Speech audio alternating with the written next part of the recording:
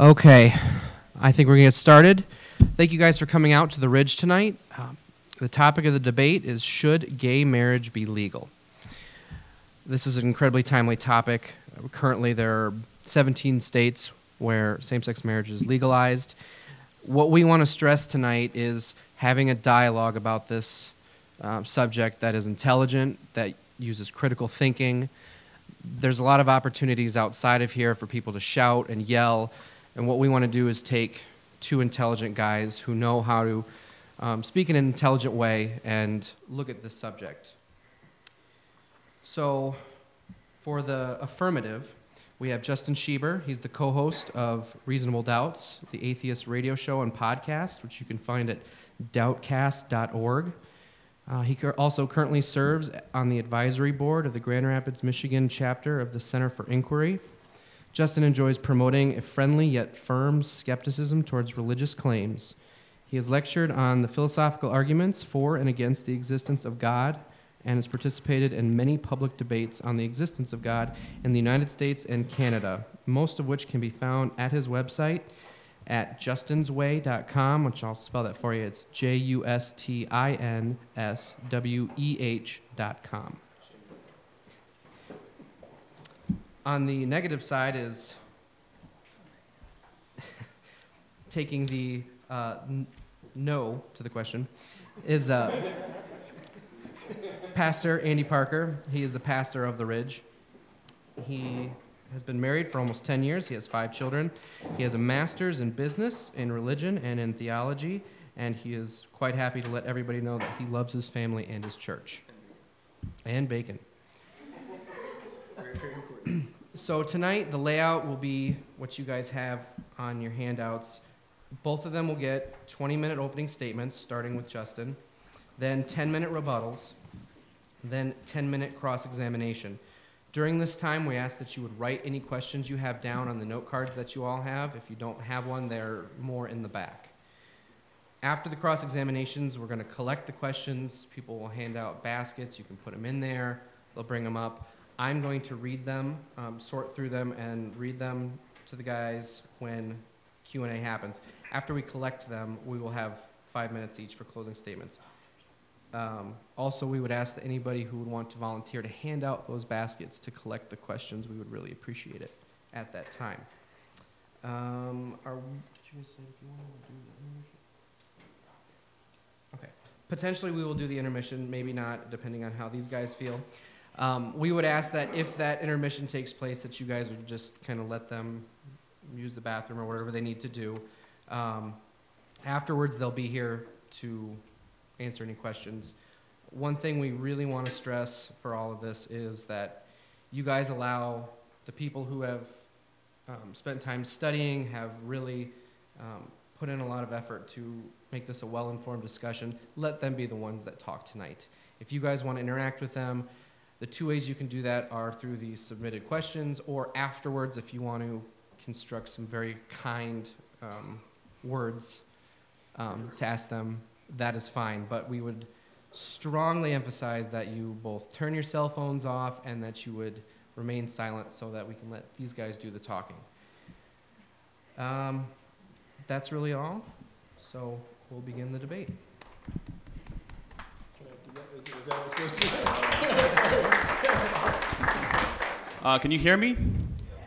All right. Ready when you are. Well, good evening. It's no secret that Andy Parker and I disagree on, well, some of the most fundamental questions that one can possibly ask themselves. But there are a few things, of course, that we do agree on. For instance, we do both agree that encouraging commitment through the institution of marriage is good for individuals, is good for their relationships, and is good for society as a whole. And this is true for a number of different reasons. And we also agree that issues like this need to be discussed rationally and respectfully. So, of course, this would exclude name-calling. And so I'm delighted to have the opportunity to speak with you today about this important subject, and thank you for coming. What do we mean by marriage, right? We need to define our terms. Words sometimes have different meanings. Many times in these discussions, the people involved are unknowingly using the word marriage in two very different ways. And because of this, they can end up talking past each other, growing frustrated, and of course, these conversations end in a rather hostile manner many times. Now, to avoid that confusion, I think it's important that we make it a very important distinction right out of the gate here as to the two most commonly used meanings of the word marriage. So sometimes when people use the word marriage, they mean religious marriage. So this is a religious sacrament, right? This is a holy promise or commitment. And for most contemporary Christians, this is the joining of two people, a Christian man and a Christian woman, not two Buddhists or two atheists, right? And this is done in the eyes of God and in the eyes of God's bride, the church. Now, it typically takes place in a physical church, of course, or if another religion, a synagogue or a temple or what have you. And it is always orchestrated by a religious leader of some sort. Now, this kind of marriage does not actually bring with it any additional legal rights and responsibilities by itself, right? It only brings with it religious rights and responsibilities. Also, religious marriage by itself is not recognized by the state. Now, if a religion has a belief that, say, homosexuality is immoral, they are within their religious rights to deny homosexuals the opportunity to enter into sacramental religious marriage. Absolutely. The Free Exercise Clause of the First Amendment clearly guarantees this for all of us, this religious freedom, the freedom to practice your religion or your non-religion according to its moral doctrine. I can't stress this enough. Tonight we are not debating religious sacramental marriage. Each religious community can make their own rules about that. It's irrelevant to the state. Now, the other meaning of the word marriage that people often use is civil marriage. Civil marriage is, of course, very different from religious marriage. Unlike religious marriage, civil marriage isn't restricted to marrying only those who adhere to that religion. Unlike religious marriage, civil marriage is regulated by state law and requires a marriage license from civil authorities. Unlike religious marriage, civil marriage does bring with it additional legal rights and responsibilities. Of course, all religious ministers can perform civil marriages, but of course, so can a mayor, a judge, or a justice of the peace. So this is what the debate tonight is about, right? So in short, these two kinds of marriage are very distinct. You can have one without the other. Typically, of course, people get married in both senses and at the same time. But of course, that doesn't mean that they are the same thing. The state doesn't recognize or keep records of who is in a religious marriage. But it will recognize your civil marriage. And so in the same way, religious institutions don't actually have to recognize all civil marriages as God-approved sacramental marriages, right? Again, these are distinct. So nobody here is asking that churches, ministers, or even God himself to recognize the civil marital status of anybody. Nobody's here asking that. I'm not arguing for this. That is, again, up to the specific church's moral doctrine. Now, with that key distinction in mind, oh, I'm sorry, could you bring up the slide about the second one? There we go, that was the thing I was supposed to do. So another key distinction in mind is that just because something is immoral does not necessarily mean that it therefore should be illegal. So if you think about lying, right? Lying we all generally think of as immoral, but it's not necessarily the case that it is illegal. Of course, in some contexts, lying is clearly illegal. But of course, more relevant to this debate, the Abrahamic religions think that it is immoral to worship other gods, and yet Christians, Muslims, and Jews are at the front lines defending religious freedom, defending the Free Exercise Clause of the First Amendment, which gives legal sanction and permission to the devout worship of these other gods, right? Things that they find immoral, they respect the legal right for them to do it. So again, just because something is immoral doesn't necessarily mean that it should be illegal. Now you might ask yourselves, But isn't it inconsistent for a Christian to think that worship of other gods is immoral, but to also agree that worship should be legal? And again, not at all. The most genuine and faithful Christians out there already recognize that just because they respect the legal sanction of another religion's religious freedom, for their freedom to worship other gods, it does not mean that they are giving a moral stamp of approval on those acts of worship. And so in the same way, a deep respect for the inclusion of same-sex relationships into the civil institution of marriage is no more inconsistent with sincerely held Christian moral beliefs than a deep respect for the religious freedom of other persons to worship other gods. And of course, this is guaranteed in the First Amendment of the Constitution of the United States. Next slide, please. So my point is that to deny same-sex couples the opportunity for civil marriage because you believe it to be immoral according to your religious teachings is not only to misunderstand the important distinction that I laid out earlier between civil marriage and religious marriage, but more importantly, it's to also fail to take your own religious freedom seriously. And so for this and many other reasons, the religious morality argument fails to interact with the issue of same-sex civil marriage in a serious way. Now, I have no idea, of course, if Andy will actually use this argument, but I think it's important to bring it up because I think it's a very common argument to make. Now, another argument that someone might make is, isn't gay marriage redefining marriage? Right? Isn't this a contradiction in terms? Well, first of all, I'm not here to suggest a fundamental redefinition of marriage. I'm suggesting a slight and very reasonable expansion of this powerful institution.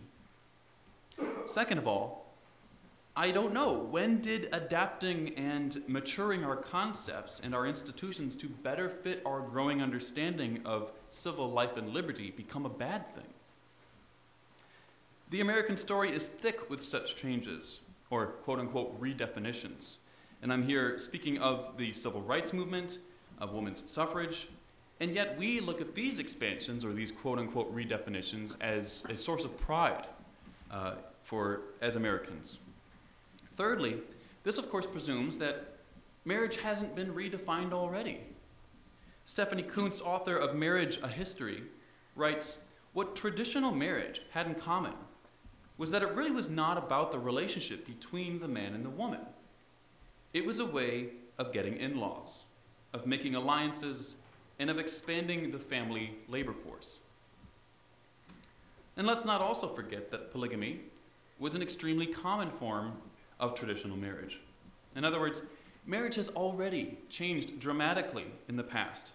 The slight expansion I am proposing today pales in comparison to the changes that marriage has already gone through. So again, this second objection, this under the blue here, is not a serious objection.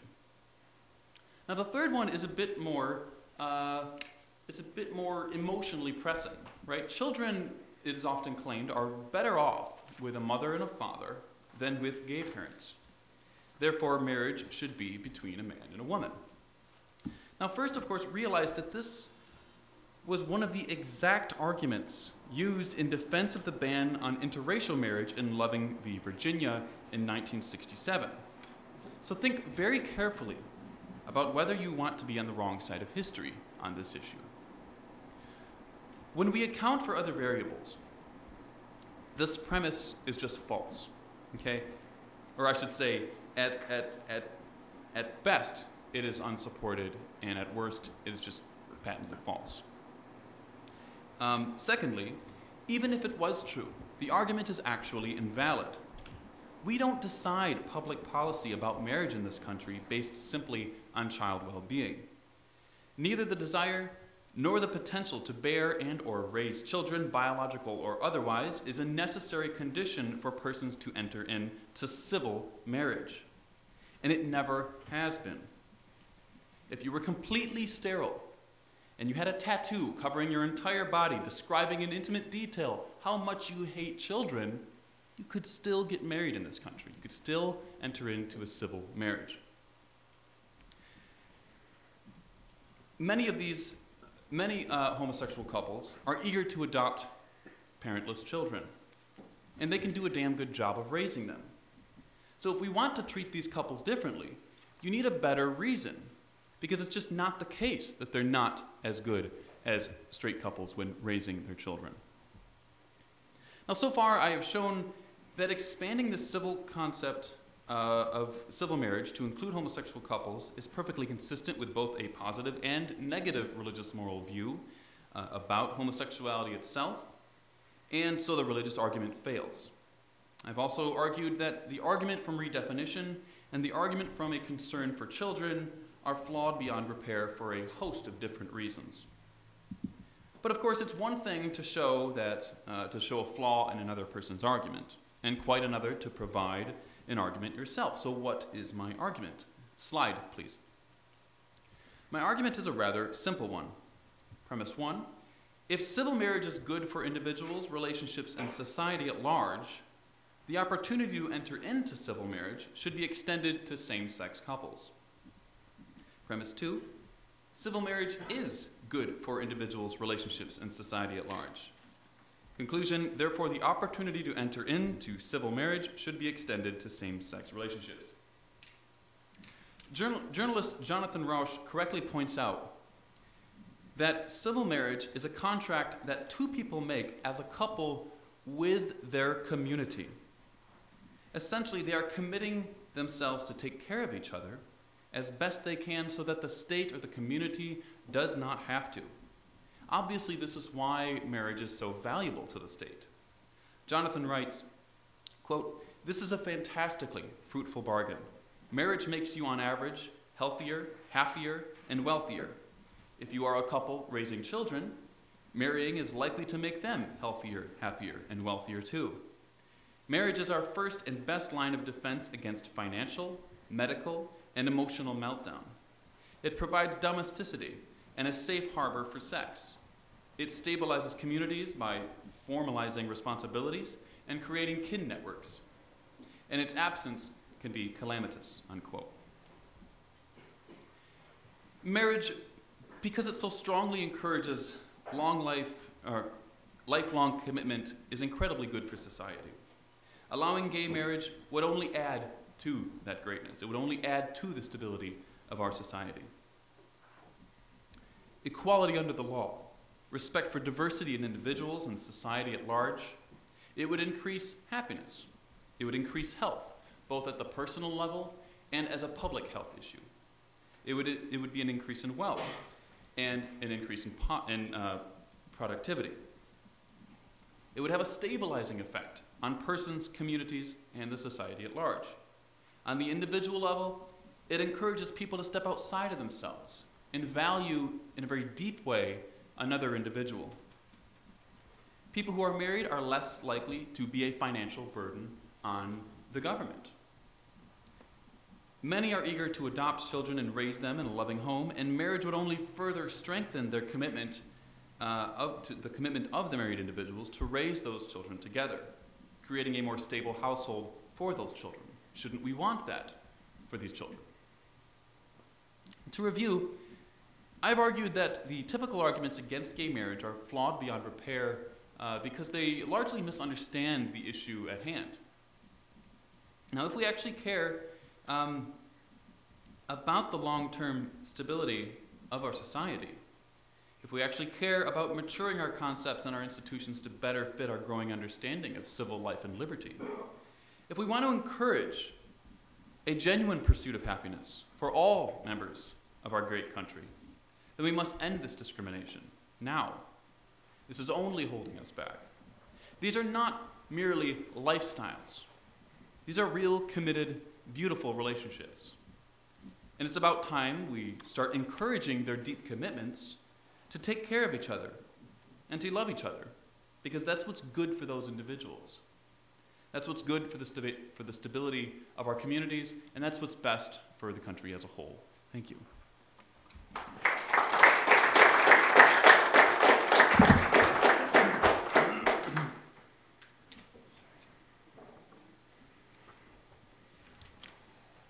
I just want to remind everybody really quick that we are recording this, so you wanted to look back on this later, this will be on YouTube.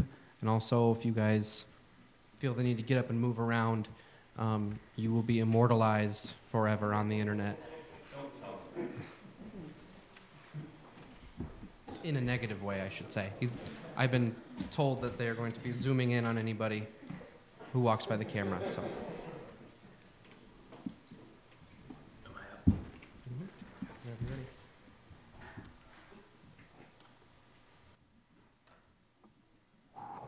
Can you hear me?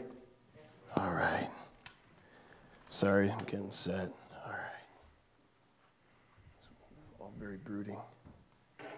Okay. First of all, let me just thank the Lord for how this all came together. Let me thank Justin for contacting me and asking me if I would be willing to debate this topic. It is probably one of the broadest, farthest reaching topics, I think, in the sense that it fires off in a nerve in every single direction. And I'm happy to get up here and talk about it. Thank you to Ryan for willing to moderate. It takes a peculiar bird to be able to sit up here and moderate. And thank you to you all for coming out and being part of this discussion, peaceable, lively, nonetheless. So when I hear the question before us, should gay marriage be legal, all the voices in my head begin to clamor for definition. First, the word legal. It's important to note that same-sex marriage is legal in all 50 states. It is legal in all 50 states. Those in favor, religious or secular, are free to perform ceremonies, as Justin just mentioned, and businesses are free to recognize that union if they so wish. So it's not as though Justin is arguing for the legality and I for the illegality of marriage. What is really being debated is whether the government should redefine marriage to include same-sex couples. That's the heart of the discussion. Second, should or ought, our first word here, is a term of moral obligation. It is a term of moral obligation. Therefore, to answer in the affirmative, one must conclude that there is a universal moral principle that stands outside of every single U.S. citizen, that stands outside of each and every single one of us, as such that it is our duty as citizens to redefine marriage. I also want to say from the outset that I believe this question presupposes what needs to be proved. That is, that same-sex marriage is actually a thing. Now, in order to accomplish this task, one must completely redefine marriage. Let us call it not marriage. Using this term, gay marriage, then, is a gross equivocation of terms. Gay marriage, the term gay marriage, is the equivalent of saying, I want a circle with 4 90-degree angles, right? It's meaningless. Not only is the term circle then robbed of its original value and distinctiveness, but so too are all the shapes from which the new characteristics were taken, i.e. square and rectangle. Namely, it will affect every other supporting relationship. It reminds me of Monty Python's Life of Brian. I don't know if you guys are familiar with that movie or not. Monty Python, Life of Brian. A man in the movie declares to his friends that he should have the right to have babies. And they tell him that's impossible because you don't have a womb. But then after more careful deliberation, they all agree that he should have that right anyway. Right? That essentially is what is happening. If you include everything in the definition of a word, it doesn't actually expand the meaning of the word, it destroys it. This is what C.S. Lewis called verbicide. So in order to advance the discussion, we must clearly define our terms. What is marriage, right? So in order to do that, what I want to do is answer 3 questions. I think this will help to define our terms, help to advance the discussion, and I don't think the discussion can happen outside of this. So first, what is marriage? Number 2, what is the essential public purpose of marriage? What is the essential public purpose of marriage? And lastly, why it matters. So number 1, what is marriage? When one begins studying marriage across disciplinary lines, what you quickly find is that all are in essential agreement on what marriage is. Cultural anthropologists, sociologists, historians, religious and irreligious alike, all have the same basic fundamental understanding of what it is. There's an essential core there. So let me just define it for us here, summarize this for us here. Marriage is a heterosexual, complete complementary union, including consummation, that is coitus or sexual intercourse, which I don't need to really go into a whole lot of descriptive detail, but we do live in confused times. That would be penetration of the female member by the male member. That is what consummation has always meant. So there you go. You're welcome. That is a socially acknowledged, it's a socially awkward, socially acknowledged and approved. It's exclusive and permanent and binds male and female together and any offspring born of their union such that the society understands them to be emotionally, morally, practically, and legally affiliated with both parents. So oftentimes the word covenant, the word contract, the word sacrament have been used to describe marriage. However, everyone that I have found is comfortable using the word institution, not institution in a wooden sense, but institution in a social sense. That is, that there are rules and structures intended to meet social needs. That is, when you enter into this institution, there are obligations and expectations, not just that you have, but that all of society has. Marriage, then, is the foundational human institution in which maleness and femaleness are given their full expression. Roles of husband and wife are defined. Roles of mother and father are defined. And roles of parent-child are defined. So if you destabilize the definition of that, you destabilize every other relationship, and you inadvertently redefine every other relationship. It is also the institution that binds the generations together and gives them a vested interest in the cultivation of civilization. This is our immortality. This is our future. This is what we leave behind to the next generation. Marriage then pre-exists family. It pre-exists the church. It pre-exists business. And it pre-exists government in all of its forms, and is the model for which all of those are to function. That is within the framework of marriage as traditionally defined, natural marriage, historical marriage, male, female. Children learn how male and female are to interact with one another. They learn a basic moral code, what is right and what is wrong, and they learn how to respond to authority. Every religious tradition has a creation story in which marriage fits. From a secular standpoint, the question is then asked, where did marriage come from? The answer? No one really knows. No one really knows. However, the one thing that there is complete agreement on across disciplinary lines, again, is that the origins of marriage coincide with the origins of civilization. The origins of marriage coincide with the origins of civilization. That is, as marriage goes, so go we all. Right? As Aristotle said, marriage is an older and more fundamental thing than the state. And as George Steiner said, civilization is the cultivation of a trained, shared remembrance, who we are, what we believe, why it matters, and then these things become codified into laws, and then we protect them through military, and we organize them through government in various forms and fashions. And this all begins with marriage, which links the generations together, which is why John Locke said, parents seek first to preserve what they have begotten as to preserve themselves. In a world where it's hard to agree on just about everything, it amazes me that virtually every civilization, religious or secular, up until our present day, has been in an essential agreement on what marriage is. We see this in all of the earliest recorded religious traditions. We see this in Socrates, Aristotle, and Musonius Rufus. We see this in Augustine, Aquinas, Luther, and Calvin. We see this in canon law, common law, and civil law. We see this in Locke, Kant, and even Gandhi. Right? Even Gandhi agrees. Right? That's some power right there. So even though homosexuality has been around as long as we know and has been accepted to varying degrees in different cultures, not one government and or tribe, as far as we know, has ever sought to call that marriage. They've never sought to call that marriage, and I believe that's because of the essential public purpose of marriage. So the essential public purpose of marriage, point number 2 here, the question that we need to answer. Why is the government involved in the marriage business at all? Why do they have any vested interest in this relationship? There are 101 private reasons for somebody to get married, right? They want to start a family. They want companionship. They want friendship. They want love. They want intimacy. They want that type of bond. They want to get their mother off their back. They want to wear the dress. They want the big wedding. There are 101 reasons for people to get married, and the government has no interest in any of those.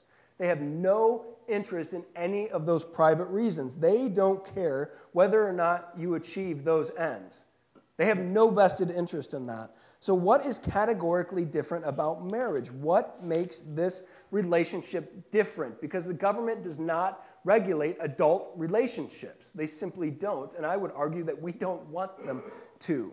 And I would say that the essential public purpose of marriage, essential in the sense that without this, if this is not there, there's no reason for the government to be involved in those relationships at all. So the essential public purpose of marriage is to attach mothers and fathers to their children and to one another. To attach mothers and fathers to their children and to one another. Marriage protects the child and protects the parent's interest in raising the child. All of this presupposes that children are entitled to a relationship with their biological mother and father. Mom and dad matter and are not interchangeable. Natural marriage has always provided the social safety net protecting women and children. And I want to say, before I go on, that government simply recognizes a pre-existing institution. They simply recognize what is there. Their understanding of marriage has been derivative. Right? It's always been derivative. So why are they involved? Well, because of the public benefits that flow from natural, traditional, historic, heterosexual marriage. Right? There are benefits that flow from that union. Okay? So we can't redefine our terms and say, therefore, benefits. It doesn't work that way. So marriage is the one institution that socially encourages responsibility and accountability among men. And I would argue the only social institution. It encourages responsibility and accountability among men to protect and to provide for their wife and for their offspring and to prepare their children in the way that they should go. Now, nature abhors a vacuum. You say, okay, well, why does that matter? Nature abhors a vacuum. Well, when a man does not live up to his responsibility, who do you think picks up the tab? We do. Right? Either community, locally, statewide, or government, we all have to pick up the tab to care for the widows and orphans in our culture.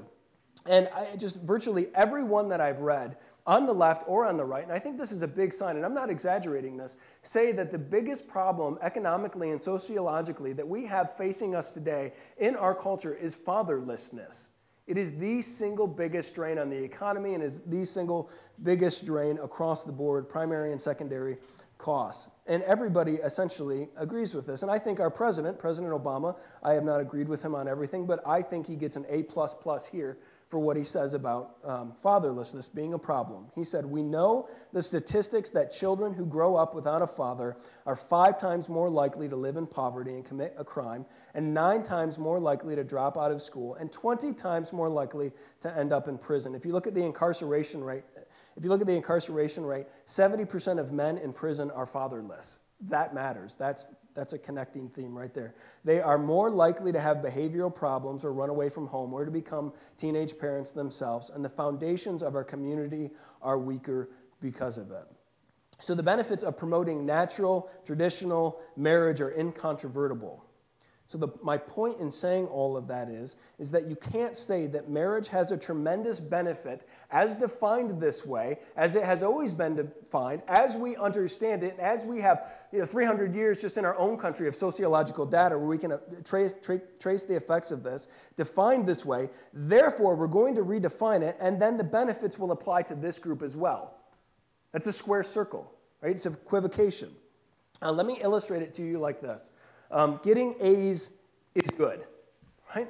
Getting A's in school is good. It shows competency, it shows discipline, it shows hard work, it shows mastery of a particular skill or a discipline, special field, and it translates generally into college. If you get A's in high school, it translates well into college. You get A's in college, you go out into society and you produce, you're fruitful, right? You're a good citizen. So getting A's all around is a good thing. Therefore, what we want to do is we want everyone to get A's. Right? That's what we want. That's a noble task. And in order to do this, we need to redefine our standards because not everyone can meet the high standards. So what we need to do is we need to dumb down our standards so that then everyone can get A's and then everyone will be successful because everyone has A's. Is that what happens? No, that's not what happens. Everyone will be equally stupid because you've taken away all incentive through redefinition. Right? If something means everything, it essentially means nothing. Let me say that again. If something means everything, it essentially means nothing. Whether it's in the church or in the public sphere, it doesn't matter, right? If something means everything, it essentially means nothing. Now, lastly, why does it matter? Why can't we just live and let live? Right? I can think of 101 other conversations I would rather have than this one, and 101 other places I'd rather be than here right now. Right? So why does this matter? Why should we care? Why should we have this conversation? Can't we just turn a blind eye? If somebody gets married in California, what do I care? Right? I would say it matters because of historical precedent. There's only one other time in the history of our great nation that the government has tinkered with the definition of marriage, right? The only other time they've tinkered with the definition of marriage or changed it slightly. And that was with no-fault divorce, when no-fault divorce became the law of the land in 1968, thereby removing the presumption of permanence within marriage. Right up until that point, there were the 3 A's for which people normally got divorced: abuse, abandonment, and adultery. And at the time, the divorce rate was about 6%. You say, well, okay, what does it matter? Well, when you change the law, you change it for everybody, right? When you change the law, you change it for everybody. When you change incentives, you change them for everybody, right? If you change a speed limit, right, from 55 to 75, does that affect everybody? Of course it does. Changing the law affects everyone. And by allowing unilateral no-fault divorce, we actually change the behavior of everyone, because law has a pedagogical function. It teaches. It tells everyone this is okay, this is good, this has our affirmation and our blessing. So what do we know? Well, if we fast forward 40 years, we've learned something. And it normally takes at least a full generation for these things to work themselves through. That is, those who were children when no-fault divorce was passed, they need to grow up and then have children themselves for us to measure and see the full effects of this sociologically. Well, divorce rates are now at 50%, and the only reason they've leveled off at 50% is because there has been a 700% increase in cohabitation from 1968 until now. And we know that people are waiting longer to get married than ever, an average of 5 years. And you think, well, what's the big deal with that? Well, I believe this is a very big deal, because as Emil Durkheim said, married men experience a salutary discipline. Marriage forces men to master their passions, but it also encourages regular work habits and the self-sacrifice required to meet the family's material needs. We're putting that off an average of 5 years longer. That's not good, publicly speaking. I've already said there's been a 700% increase in cohabitation. There are more single mothers than ever in this country, and the majority of children are now born out of wedlock. You say, what does that matter? 40% are Caucasian, 53% are Hispanic, and 73% are African American. When we tweak with laws, there's a downstream effect, right, on women and children and on minorities. There is a systematic effect of changing a law for everyone. So no-fault divorce removed one leg from the table, namely the presumption of permanence.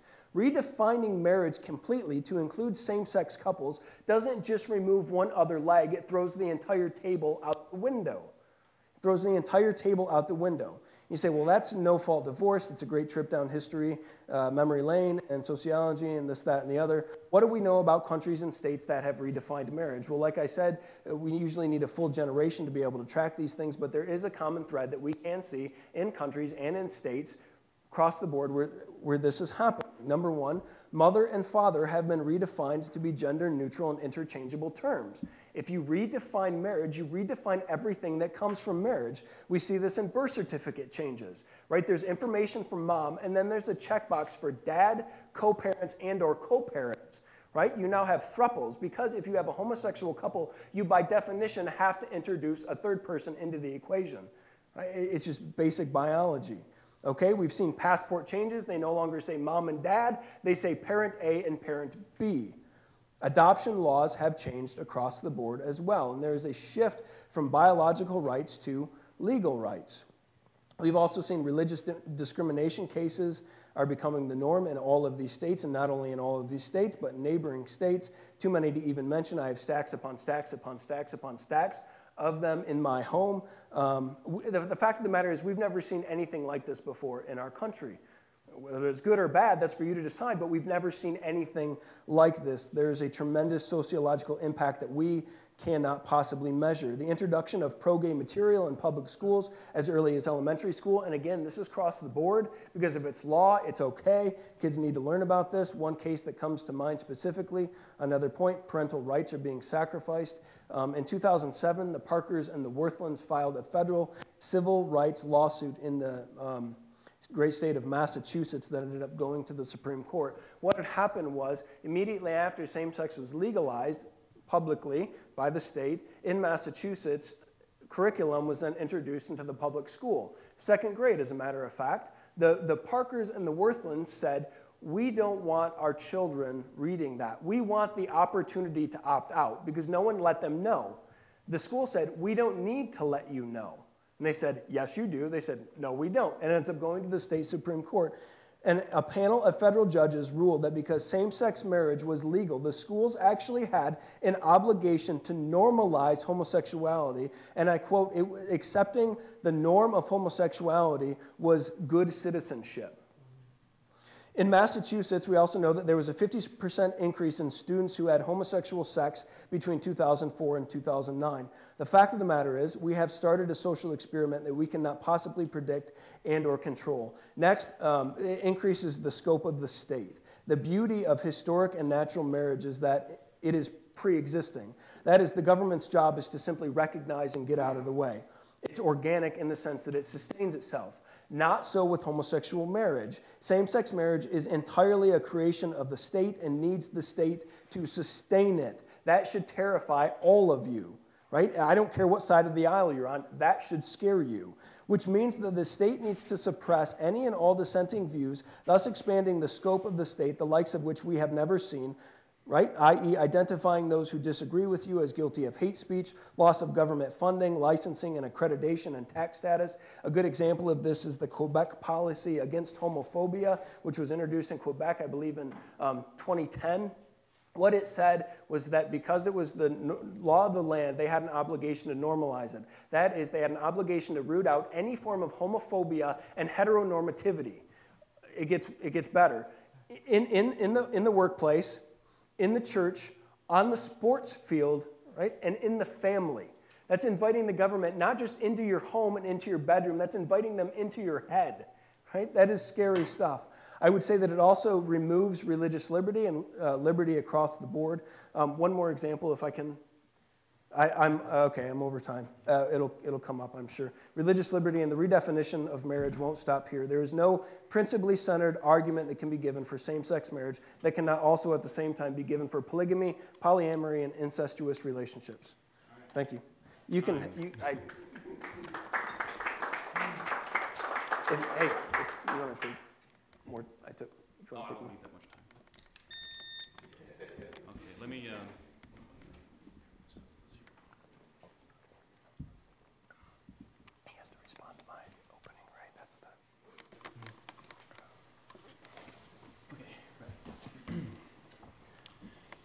In his opening statement, Andy gave us several arguments against same-sex marriage. Clearly, my opponent has some fears and concerns about gay marriage. He has implicitly unpacked a whole swath of what he thinks are doomsday scenarios. I can't possibly address all of these claims, but I will try to hit on some of the key arguments and some of the general themes of his talk. Now, he starts off his opening statement talking about, that this kind of assumes a kind of universal moral principle, right? It assumes some kind of moral foundation. But of course, last time I checked, this debate was about same-sex marriage. It was not a debate about what meta-ethical theory is actually true or what legal theory is actually true. If that's the real question, then that would have been a better title for the debate, I suppose. That would have been a better approach. I'm simply not prepared to debate meta-ethics tonight, so I feel absolutely no obligation to address that point. Now, his second point was about the definition of marriage, right? And I addressed this in my opening. Again, I'm not arguing for a fundamental redefinition. he seems to be thinking that marriage is just by definition a heterosexual endeavor. That's not an argument, that's just begging the question.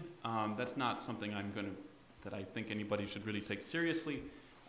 When we're talking about marriage, the civil institution, right? Civil institutions are malleable, and they're malleable according to the ends for which they exist. If a civil institution exists for the purpose of stability of society, of individuals, and of the relationships between those individuals, and we were to learn something new, like maybe gays aren't evil, then maybe that's the kind of thing that might want to affect our change, our slight change in how we use the civil institution of marriage. So, again, I've only argued for a slight expansion of marriage and not a fundamental redefinition of marriage, unless, of course, you just define marriage arbitrarily as just you define the debate as a win for you, just by saying, by definition, there is no such thing as gay marriage. That's not a serious argument.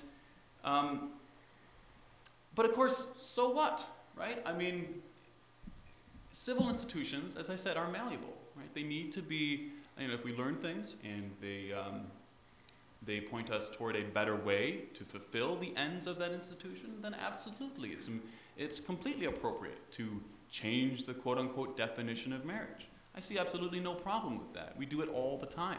It was the case that voting rights were just by definition restricted to a certain subgroup of American society.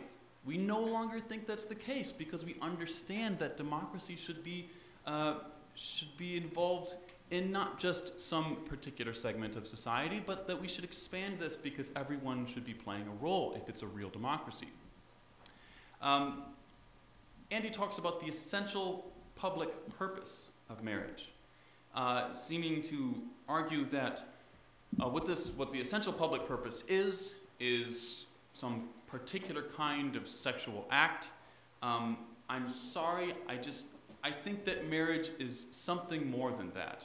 I think that marriage is something more than merely the procreative potential of genital variety. I think there's something more than marriage than just that.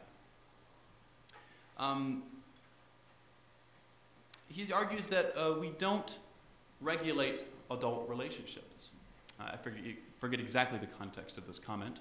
But of course, we're not arguing that we need to regulate adult relationships, right? Clearly our laws regulate the relationships of adults in some sense, right? The relationship of someone punching another person in the face is something that we clearly would have reasons to regulate against. But what I'm talking about is the encouragement of certain kinds of commitments, and that certain institutions can be very powerful tools for encouraging certain kinds of commitments. And those certain kinds of commitments, as I've argued in my opening statement, are very valuable for both the stability of society in general and the individuals within it. He argues that fatherlessness is a real problem, and I absolutely agree. But really, it's a more general point. It's that single-parent households are a problem, right? So clearly, it's the case, and all of what we know about the social science shows us that single parents, whether they're fatherless or they're motherless,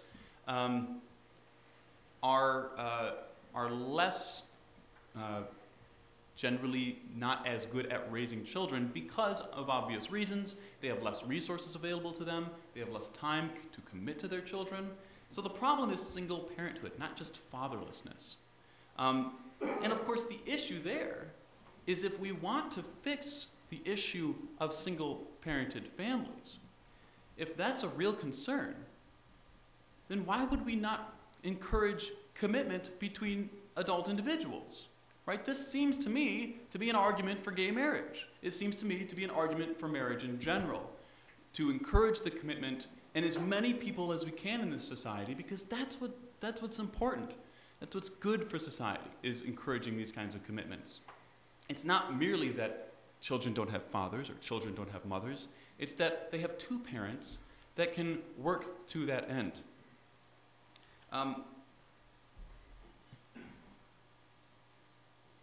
And divorce rates. Divorce rates absolutely have increased dramatically. So clearly some heterosexual couples, their attitudes are changing towards marriage and towards commitment in general. But of course, this again is an argument for gay marriage. The only people, look at the news, the only people getting excited about marriage, about the commitment, are not heterosexuals. If you actually read the news, you realize that the only people getting excited about marriage are the same-sex couples that have to fight for the same right that heterosexuals take completely for granted. If you want to save marriage, the only way to save marriage is through gay marriage. Okay? By expanding it slightly, you get people excited about commitment again. You get people excited about loving relationships and the kinds of relationships that are essential to our country.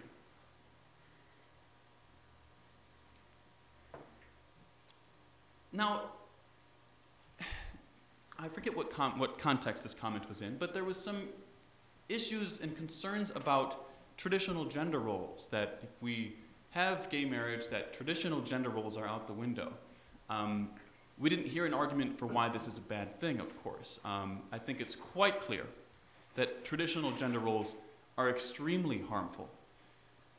How many of us at one point in our life have met someone who have negative attitudes towards females who don't want to maybe have kids?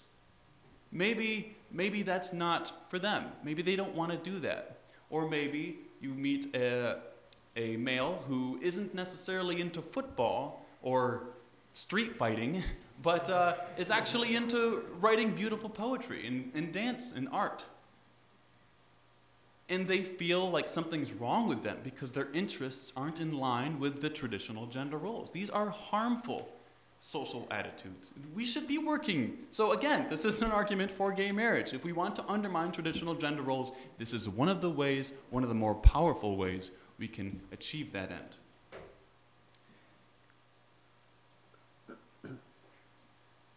Now, at the end of the day, if Andy thinks that expanding marriage to include same-sex couples is something that is harmful, which would actually be the relevant question for tonight, then he needs to give us reasons why it would be harmful. I didn't hear reasons that I would agree are harmful. I heard the undermining of traditional gender roles. Bring it on. That would be a beautiful thing. An increase in homosexual sex is something that he argues would be a negative, but that wouldn't make sense unless we are assuming, of course, that homosexual sex is a bad thing. That's not going to be a legally permissible argument, right? That's just anti-gay animus. That is informed by, oh, is my time over? Just about. Okay, well, thank you.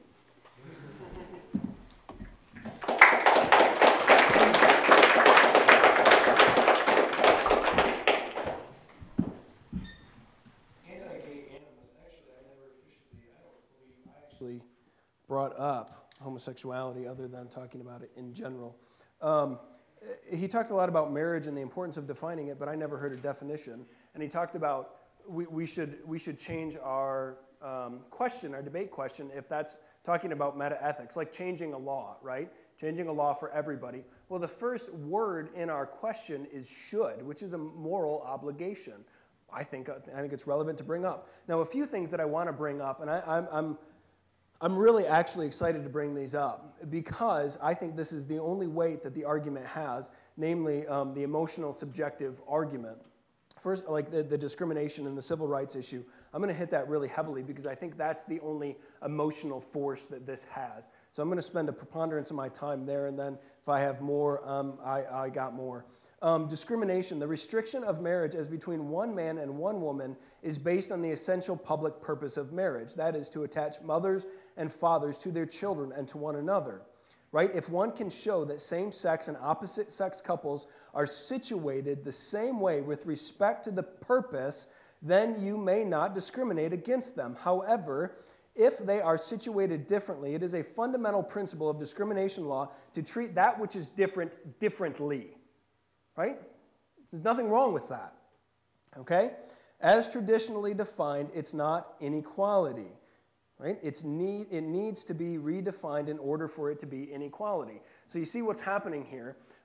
There's a traditional view of marriage, and they cry inequality. It's not inequality upon the traditional view. You have to redefine your term in order to cry inequality. But in order to cry inequality is the only justification that you have for redefining the term. Right? It's a snake eating its own tail, and I hope you pick up on this rhetoric and this equivocation.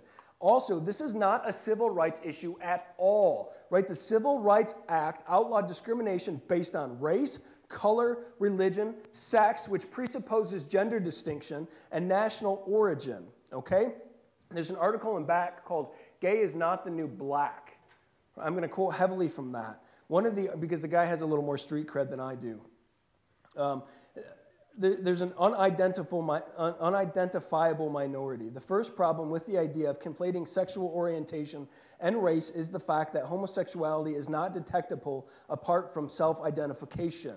That's not rhetoric, that just happens to be true. It's not detectable apart from self-identification. I don't know who is and who is not a practicing homosexual, and that's a good thing.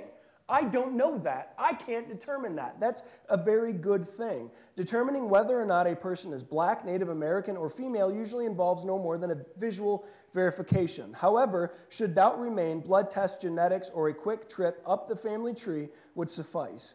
Not so with homosexuality. There is no evidence that can confirm and or deny a person's claim regarding sexual orientation.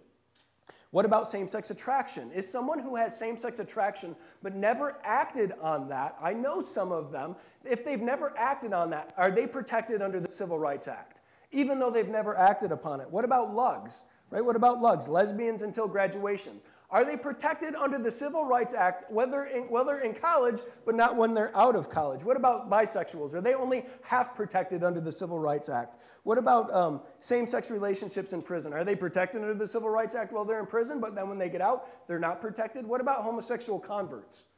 Right? They were homosexual, they're not anymore. Are they protected under the Civil Rights Act only when they're gay? And how do you know? Right? It seems ridiculous. It should be ridiculous because we're creating a category of people to protect them under the Civil Rights Act, and no one can identify them. That's a big deal. That's not rhetoric. Okay? An unidentifiable definition, an unalterable definition, rather. First, there's a categorical disconnect. Justin referenced, he didn't use this term, but miscegenation, right? The anti-miscegenation laws, interracial marriage. Miscegenation is the word that's typically used. Miscegenation literally means the interbreeding of people considered to be of different races. Ironically, the fact that homosexuals cannot interbreed shines a spotlight on the problem inherent in the logic. How can forbidding people who actually have the ability to interbreed be the same thing as acknowledging the fact that two people categorically lack the ability? And also, I would like to bring up Loving versus Virginia right now. In Loving versus Virginia, which shot down the anti-miscegenation laws, what they did is they decided that everyone has a fundamental right to marry because everyone has a fundamental right to procreate. You can go through and read that on the government's website. You can read the Supreme Court's statements. You can read what they said. The reason everyone has a fundamental right to marry is because they have a fundamental right to try to have children. That was in 1973. Things have changed a long time. But when I was a kid, 30 years ago, we had this little ditty on the playground we would use to torment one another. It went, first comes love, then comes marriage, then comes baby in the baby carriage. That was the underlying fundamental premise then. Cohabitation has increased 700% since then, okay? Third, there's a historical disconnect. There was a long history of interracial marriage. Thus, unlike same-sex marriage advocates, those fighting for the right to intermarry in the civil rights era had history on their side. Also, fourth, there is a legal disconnect. One thing that seems to escape most people in this debate is the fact that homosexuals have never been denied the right to marry. They have never, ever been denied the right to marry. They simply haven't had the right to redefine marriage. It's the equivalent of saying, I have a deeply felt need to join the military, however, I'm a pacifist, right? But I have a deeply felt need, therefore the military needs to change its policy so that it can accept me for who I am, and then I can be a pacifist and be a member of the United States military. That's the equivalent of what is happening. I'm sorry, but that is what's happening, right? And there's an unsustainable precedent. Perhaps the most damning aspect of the civil rights argument is logically unsustainable. If sexual orientation, i.e. identity, is the basis for classification as a minority group, and 2, legal grounds for the redefinition of marriage, then what's to stop the bisexual from fighting for the ability to marry a man and a woman simultaneously, since his orientation is by definition directed towards both sexes?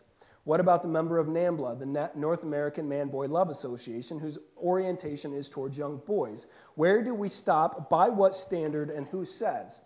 Right? By what standard? Not only that, the discriminatory treatment of gays and lesbians cannot fairly be compared to the monstrous sufferings endured by the African American community. Today we have openly gay members of Congress, openly gay celebrities, openly gay CEOs, openly gay financial gurus, openly gay sports stars, Hollywood moguls, college professors, best-selling authors and scientists, just to name a few. The Gay Agenda, a pro-gay rights organization, did a study. They found out that homosexuals are twice as likely to have graduated college, twice as likely to have an income of $60,000 or more, and twice as likely to have an annual combined income of $250,000 or more. There's a huge disconnect between that and the African-American slave trade.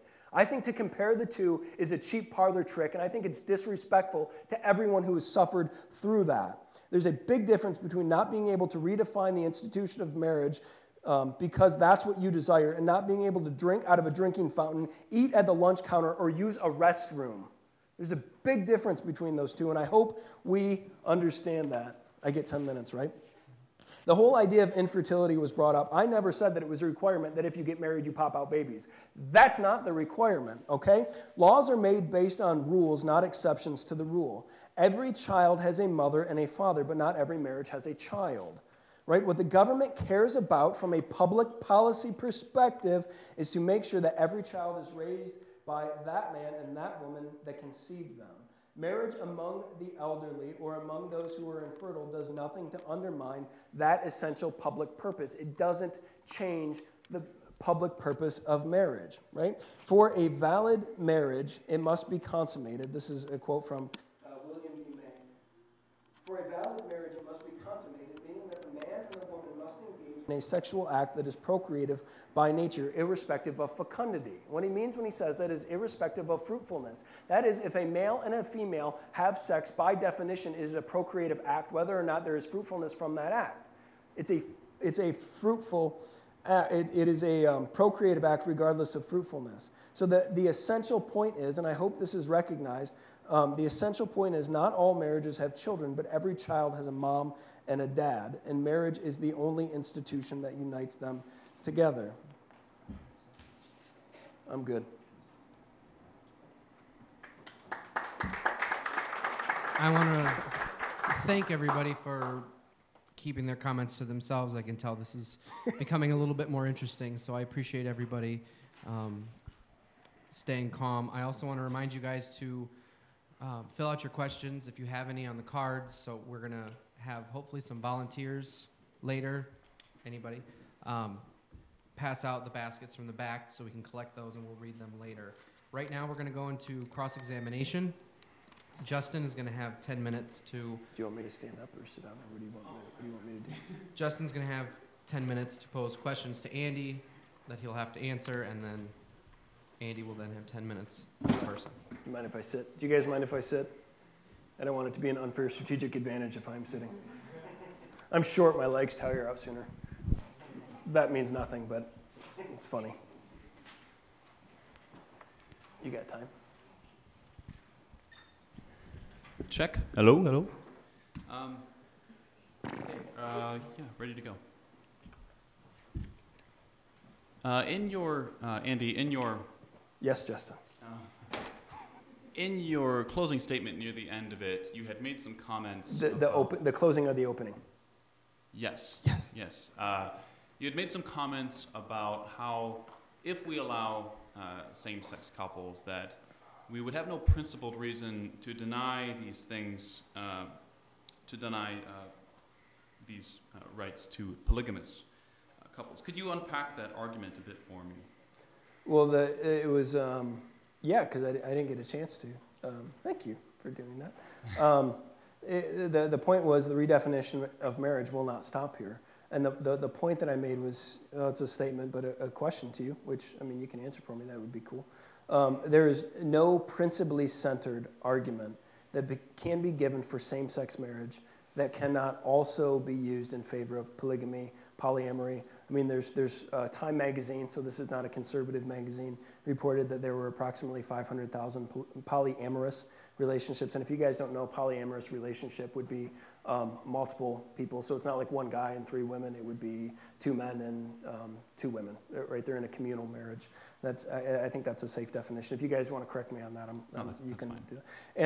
And incestuous relationships.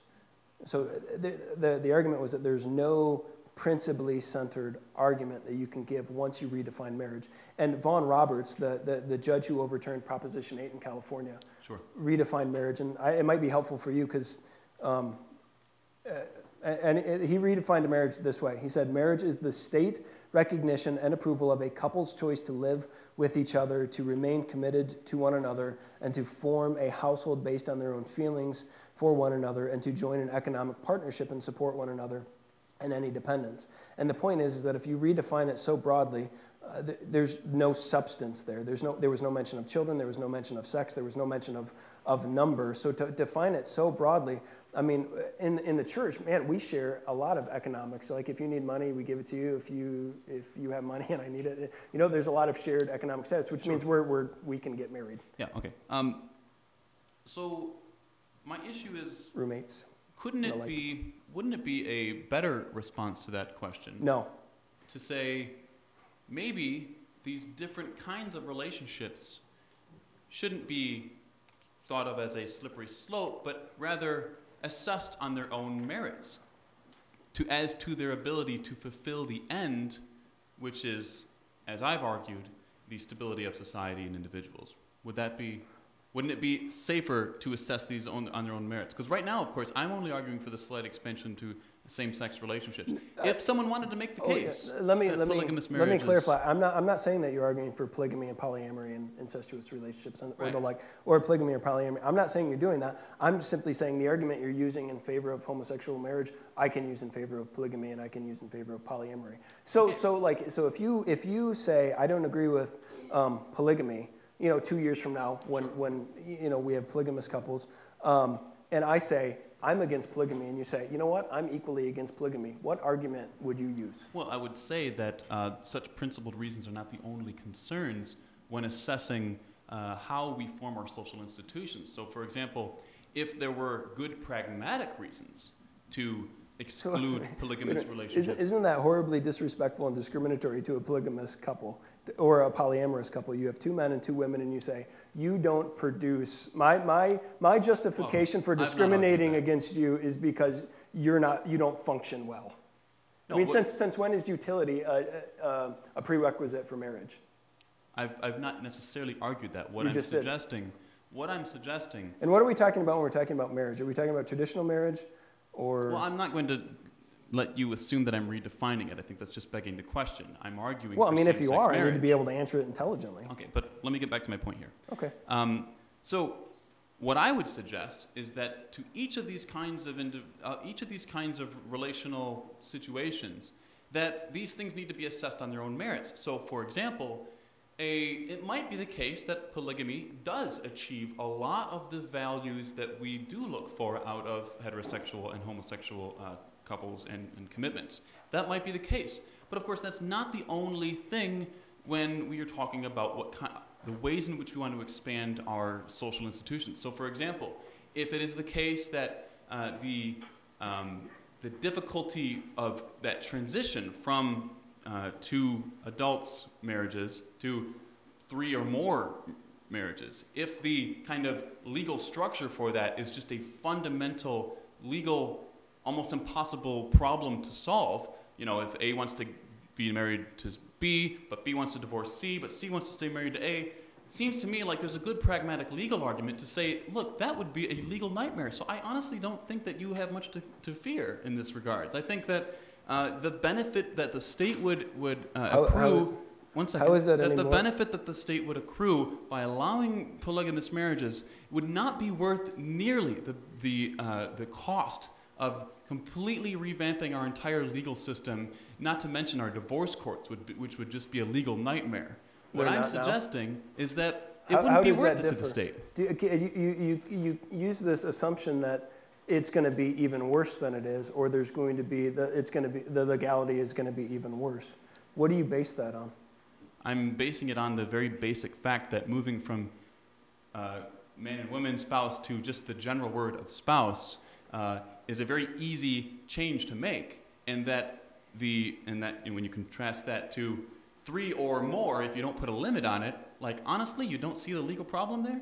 Not any more than I see with homosexual marriage. I would just want to say that... You want me to go over some court cases with you? Well, what I would say is that and custody issues? Introducing 3 people into parenting? This is my turn to talk. Well, I know. I was hoping you'd ask me a question. Okay, good. All right. So what I'm suggesting, again, is that we need to assess these things on their own merits. And it seems clear to me that there's a very strong reason against polygamy. But if polygamy were to happen, I'd like you to tell me how exactly this is a doomsday scenario. What's wrong about this? If we have a loving group of 4 parents and they're raising kids and they're all combining their resources and they have a very strong family and they're out in their communities helping and it's a stable society, tell me, what's wrong? Okay, well, I think fundamentally, that's actually a really good question. I would say fundamentally the problem with it is the same as it is with no-fault divorce. I would categorically disagree with your premise that, if you just change a man and turn a man into a woman or a woman into a man, it doesn't really change anything in the courts. I think the last 20 years has showed us the complete opposite of that. I have cases upon cases to illustrate that. But I would say that with polygamy, you would be removing one leg from the table like we did with no-fault divorce. For example, removing the presumption of permanence with no-fault divorce, you would be removing the presumption of exclusivity. So I would say that there would be sociological impact, a huge sociological impact in that. I don't think that it would be as bad as redefining marriage completely, because you don't have to necessarily categorically change the definition in order to fit, in order to remove all gender distinctions. Okay, so what I've heard so far, and correct me if I'm wrong, is that you have a kind of maniacal relationship with semantics, and that other than that... No, I just think if you're going to use words, you should know what they mean. And you shouldn't equivocate. Well, sure. But other than playing fast and loose with words, right? If we assume that marriage is some kind of platonic form and that it cannot change in any way, if that's what we're going with, then, if that's a problem, okay, let's assume that that's a problem, right? What I'm asking is for what kind of societal problems would polygamy bring? And what kind of societal problems would homosexuality being recognized as a committed couple and encouraging that commitment? What kind of problems are we looking at? Do you want me to answer specifically regarding polygamy? Yeah, other than just the semantic issue. It's not a semantic issue. I mean, if I said it would be removing the presumption of exclusivity, I don't know how that's semantic. How is it Why semantic? would it be assuming the presumption of exclusivity? Because it's not 1 and 1, it's 1 and 2. Well, yeah, by definition it would be removing that. But exclusivity would obviously be broadened into the 3 or 4 people that are involved in that marriage. That's what I just said. It wasn't semantics. I was just saying. Okay, so the presumption of exclusivity among those 4 persons, if that's kept, then what's the problem? If that's kept within there, well, I would say, I don't know, I'll tell you in 30 years. I think that we will see. So we don't have an argument an argument that says that such things would be harmful for our society, right? We know it will be harmful. I mean, it's inherently disrespectful. You just said we had to wait. Tell me now.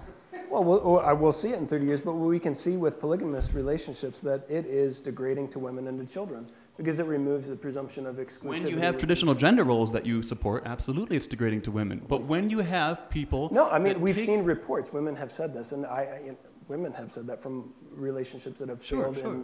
So there are problems. Mormon relationships. There are problems with certain kinds of. There's nothing about gender roles in there. It's true. It's absolutely true that historically polygamous relationships are very damaging to a society, right? But what I'm suggesting is that they're not necessarily damaging. The problem there is gender roles and kind of hierarchical relationships within that marriage. There's nothing problem with polygamy per se. I do think that there's a legal pragmatic argument against it, but I don't think that I don't think it's a doomsday scenario, as Andy has argued. Is that right now? Oh.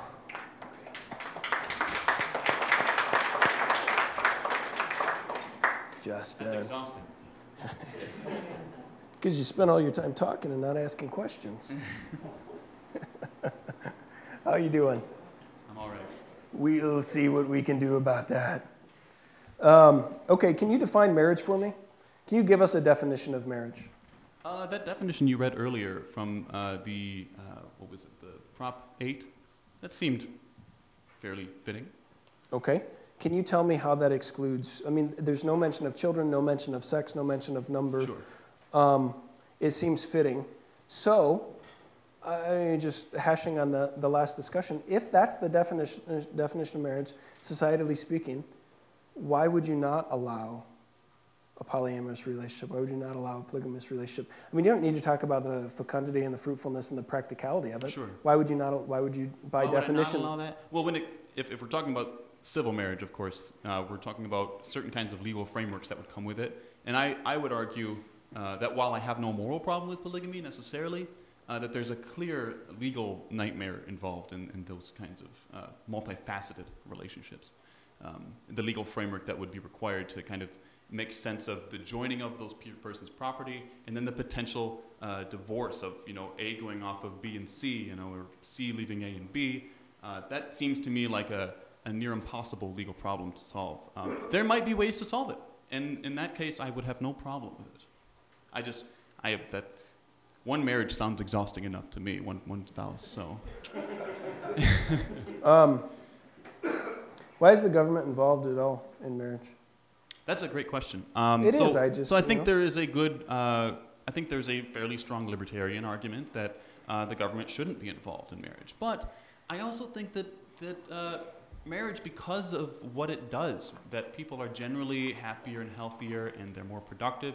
I think that the government obviously does have a very strong. How are you defining marriage there? You said the people that are married have they're happy, they're healthier, and they're more productive. Do you base that on sociological data that you've pulled from same-sex couples, or are you using... No, actually, this is from a book by Maggie Gallagher, who I'm sure you're familiar with, who's very much against same-sex marriage. So, so would you say that you're using then the traditional definition of marriage when you say that it produces good for society? As in regards to the data that we do have, yes. But here's the thing. So how are you if not one wants to argue that one would need to have a principled reason to think that if we were to allow homosexuals to marry, that they would not also equally do those things, right? It would seem that the burden of proof would be on you. Not with the essential public purpose. Well, let me ask you this. You said the ends of that institution, meaning like the essential public purpose of that institution, that they can meet that essential ends, and that is a good thing. Can you tell me what the essential public purpose of marriage is? Well, I think that... And the only reason I ask it is because the ends, the telos, the language that you use. Sure. That's the only way. Right. So when I'm talking about the purpose of marriage, I'm of course talking about the kind of what reasons a state has to have a particular kind of institution, right? If it were the case that marriage did really nothing for society, then I think the libertarians would be spot on. Why should the government get involved, right? But if marriage, as we do see, does encourage commitment, and that commitment is a traditionally powerful force for good, then I think that that's as traditionally defined, right? Right, but again, if you want to argue that we should be skeptical that that would also apply to homosexuals, the burden of proof would be on you. And everything that we know about from our social sciences tells us that they are as good at raising children. I have a question for you. That's not true, but I do have a question for you. Because I have just as much data and studies to disprove that. Actually, I would argue that I have considerably more because we don't have the data. They haven't been married that long. We don't have the sociological data, and the data that we do at best is sparse. I mean, that doesn't mean that that's not the case. It's just saying that we can't make that assertion. Okay. I got another question for you. I'll shy back from that assertion. I have another question for you, though. This one's just brief. Do you think men and women are interchangeable? I guess I don't know what you mean by that. Are you talking about self-identified gender roles? Absolutely. When it comes to biological genitalia, Yes, in some sense, but obviously biologically, no. Okay. You said that the problem is not, the problem is single parenthood. Yes. It's not mom and dad. So having dad, or mom, there's no problem with that. No, I don't think that we've seen that such a thing would be a problem, no. So you would say that there isn't a connection, fatherlessness doesn't affect boys and girls differently. Oh, absolutely. Well, okay, what do you, if we're defining fatherlessness as just a single mother, which I guess I assumed you were talking about, then absolutely. Such a person has less resources to draw upon to raise that child. Here's my point. Biological mom and dad are not interchangeable and not easily and readily exposable, and all of the sociological data that we have just proves that. I mean, could you elaborate on that? No, here's my point. Biological mom and dad matter. Let me summarize it that way. Okay. Okay, so you can't just take one out and say, we'll just replace them and they'll act like dad. Or we'll like just adoptive take one out parents? and they'll act like mom. Is that not a real marriage? Well, no, here, I'll tell you this. Sorry. Well, no, it's not even sarcastic, but I will say this. Adoption presupposes the presumption of biology, and what happens is, and every single adoption agency up until the past 10, 15 years or so looked for a married man and a woman in a low conflict relationship because that was statistically the best thing for a child. And adoption does presume the presumption of paternity because biological mother and biological father have to sign over their rights to adoptive parents. So mom and dad matter. There's a book called, Without Father by David Popenoe, and his conclusion, he's a Rutgers. David Popenoe? Yeah, he's a... that can't be right. Yeah. Oh, maybe we're thinking of a different guy then. Go ahead. No, I said it wrong. I probably pronounced it wrong. That's fine. But he did a study, and he's a sociology professor at Rutgers, and he basically concluded that parents are not interchangeable. You can't just take... I mentioned this because I think it's a destructive thought, like, hey, parents don't really matter. If we have gay couples, it'll be fine. The problem is single moms. And I can tell you categorically that that's not the case from experience. But let me ask you this question. You said, just look at the news if we want to fix marriage. And I'll be the first to admit heteros have ruined marriage a long time ago, right? It's not as though, if we let the homosexuals in, it's going to get worse. Well, I think it's certainly we've made fallen a mess out of of fashion it. among the heterosexual community. But I will say that you said just look at the news, which I think is very good scholarly research. Just look at the news. All the homosexuals are very excited, right? They're very excited. Do you know the number of actual homosexual marriages in the 17 states where it's been legalized? The number of marriages? Because you gave the picture that there's this overwhelming flood. Well, no, the only reason I ask is because you gave the picture of this overwhelmingly flood of people running to get married. Well, there's a change in the tide, as I'm sure you would agree to, and that people are excited. Whether or not they want to get married, of course, is not the issue. It's the right that people are fighting for. Something that, again, heterosexuals I think that's for important because we actually do have numbers. About 6% of the homosexual community we have numbers on are getting married. So that's 6% of 2% of the population. Okay, so 6%, how are you exactly measuring that? I don't know. I got it from an article that I read that said 6%. Okay, so if we're looking at, I didn't ask them. If we isolate one state and then the pool that we're drawing over the 100% 17 from, states that have been, it was a study of the 17 states. Well, I would have to look at that study because from what I've seen, self-identifying. From what I've seen, it was like 20 to 30%. Okay, I got a question for you. This is important. We've got a couple minutes left. Can you define orientation for me? Not offhand. Okay. Can you tell me how that can then be identified as a civil right? I never argued that one's orientation is a civil right. You compared homosexual suffrage to the civil rights movement. Right, and the reason, I think it's more analogous to the interracial marriage because it wasn't that people were arguing that, I'm sure some thought this, but it wasn't the legal argument that, minority races are worse than white races. What the principal objection in Loving v. Virginia was that these people were joined and what happens God had when created them on different continents. Mixed races. That was the argument. That's what anti-miscegenation means. When God has created people of different colors and put them on different continents, they should not intermingle. And that was the kind of natural theological, natural law argument. Because then you get slightly different colored children. I don't know. No, that was the case.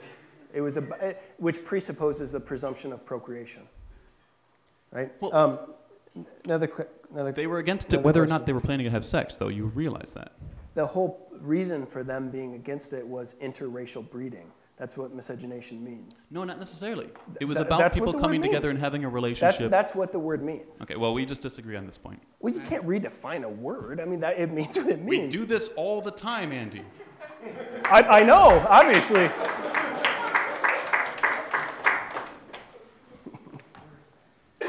Oh, they're right up front. Now we do. Okay. Yep. I'm gonna ask. Can we have a couple volunteers come and grab these baskets and collect some of the questions from people? And then we are gonna. You guys put them in the basket. I'll sort through them. Try to grab some of the better written, better handwriting questions, and we'll set up for the closing 5-minute statements. Where are we at? Man, that went by fast. I should turn myself off. Huh?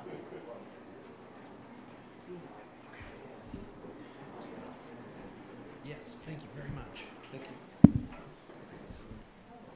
Justin, you're up and then I'm up. Thank you very much. Are they addressed? Yes. You guys are as far as time you guys want.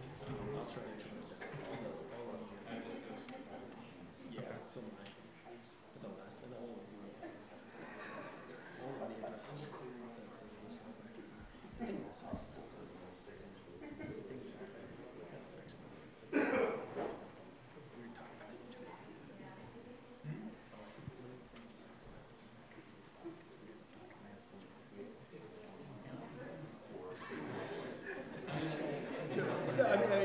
It's the nature of the beast.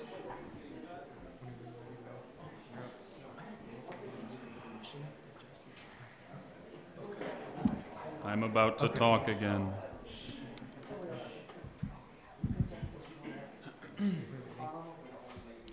I want to thank Andy Parker again for inviting me to debate this issue with him. To be honest, though, my primary goal was not to really debate this issue. I came here for the opportunity to talk to you guys and to address some of the concerns, some of the fears and concerns about same-sex marriage that I think the general public has, a significant portion of the general public has. Tonight I've argued that, that marriage is a good thing for individuals, their relationships in society at large. I've also argued that same-sex marriage would only further the benefit of society just by nature of getting people together, and when you have people that join their assets, at the very least, you have them less likely to require governmental assistance. So right there, that seems like a very obvious net gain without any obvious loss of societal stability. Again, I've argued that same-sex marriage would only further this benefit to society and the individuals within it when they choose to commit to each other. But of course, it's a lot more than just civil agreements and contracts, right? As John Corvino, professor of philosophy at Wayne State University, writes, quote, "When there's someone whose job it is to take care of someone else, that's good for the two of them, but also it's good for their neighbors. Married people are on average less likely to be a financial burden on the public purse. The things that make them happier and healthier at home are the same things that make them more productive members of society. It's a win-win, good for the married couple and good for those around them. From a social policy point of view, we should aim to promote this sort of thing for as many individuals in society as possible, straight and gay alike." In one sense, though, this public policy debate about whether or not we should include committed, lifelong and mutually caregiving, but gay relationships to enter into the civil institution of marriage is a debate that's largely over. Public opinion on this issue has shifted so dramatically over just the last 5 to 10 years and in the direction of marriage equality that it almost looks like a miracle from God himself. So don't be on the wrong side of history. I strongly urge you to consider my arguments. Honestly, if you have any questions about these arguments, please talk to me afterwards. Moreover, if issues like this have caused you to doubt or to reconsider your religious beliefs that you've received from your parents, and you would like a safe and non-kind of judgmental place to discuss these things, then I promise there's an entire community here in Grand Rapids waiting to meet you and to get to know you. And if you would like that opportunity, please come talk to me afterwards. And they happen to be some of the coolest people in Grand Rapids. Now, if that sounds enticing to you, please come and talk to me afterwards. It was an honor to speak with all of you today. Thank you very much.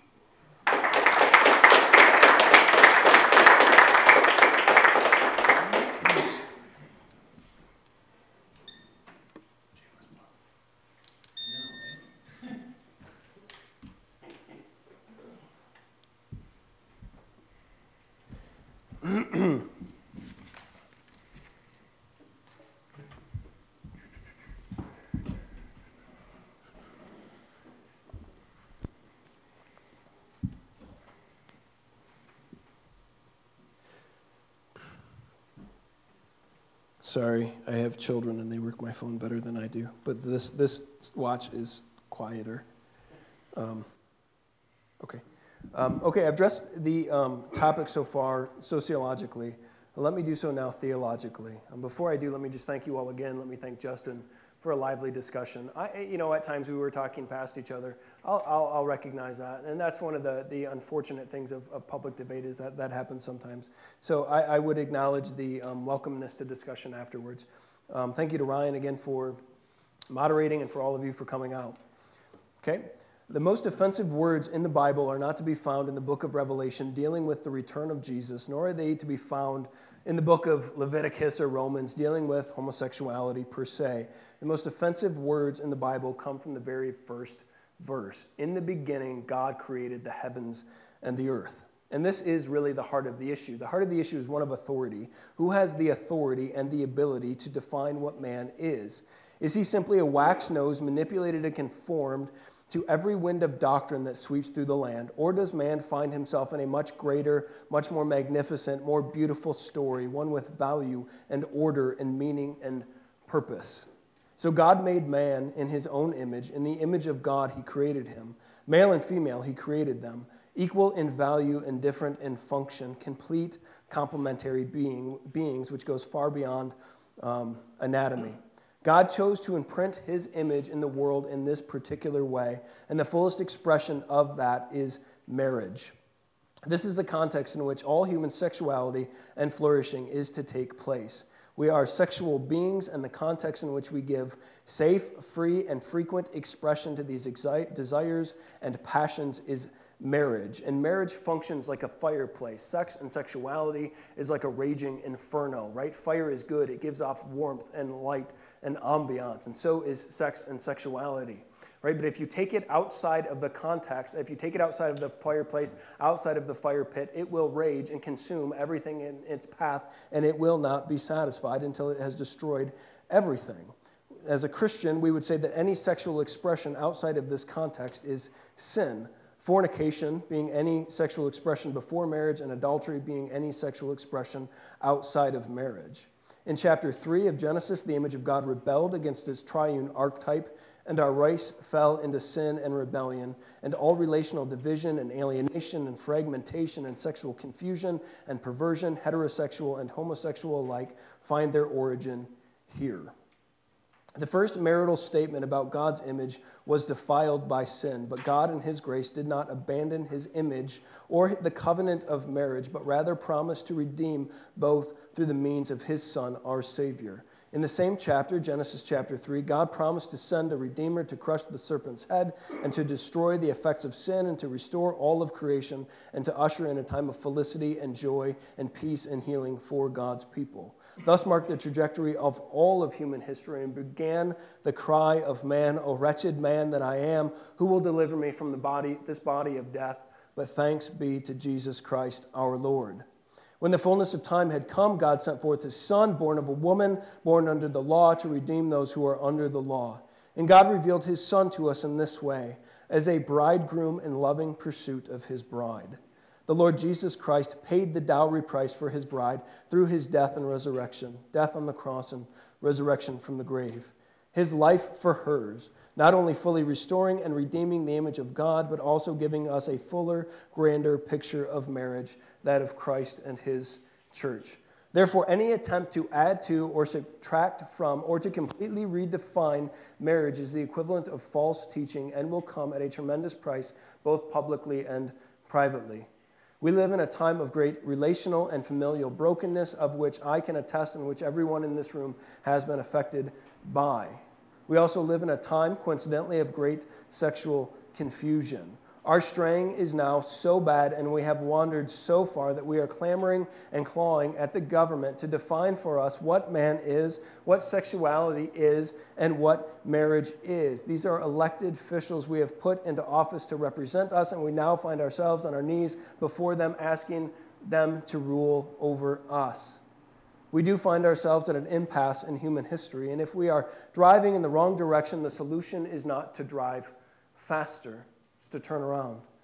The decision that we have before us will affect every generation thereafter. I have many children, right? This is a very important issue for me, and I would argue for you as well. There's an African proverb that I like. It goes something like this: if the young are not initiated into the village, they will burn it down just to feel the warmth. Okay? Dear friends, the village is burning, and the only hope any of us have of fixing this cultural mess that we find ourselves in is not going to come through ourselves. It's going to come through repentance and faith in Jesus, who will forgive, who will restore, and who will heal, and who will deliver heterosexual and homosexual alike. Thank you.